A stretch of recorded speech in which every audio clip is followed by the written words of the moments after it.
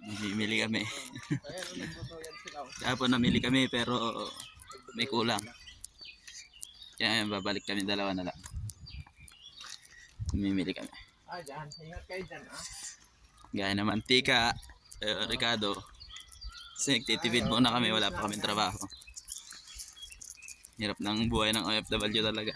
Sa palaran. Namimiss mo ka na? Namimiss mo ka? Pero kailangan. Namimiss kita eh. Moy! Moy. Ha? Ito, Ay, oo. naglalakad. Wow.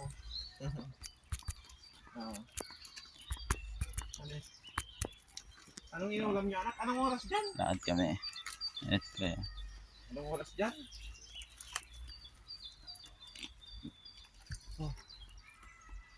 Ganito pala sa Germany, maaraw pero malamig. Kahit. Yan o, yan o dito o. Ah, May araw pero malamig pa rin. Walang lamig walang init yung araw.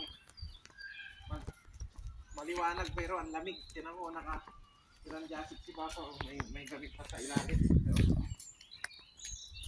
Pag winter, bahay dito. lamig dito. Puro snow, Sana hindi kami mawala. Dalawa na lang kami mamimili. Tulog pa yung kasama namin Pinoy na dalawa. Pupunta kami tindahan, bibili kami ng gamit. Walang ukay-ukay dito. Wala. Sapulan yung ukay-ukay. Kasi dito ako nagpa-assign sa Germany. Ayaw ko doon.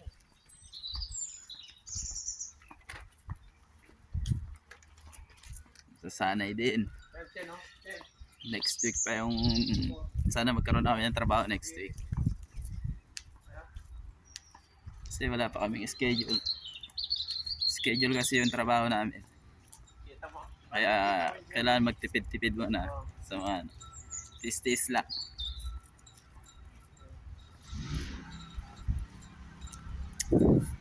yung mga bahay dyan, no? Sige na. At...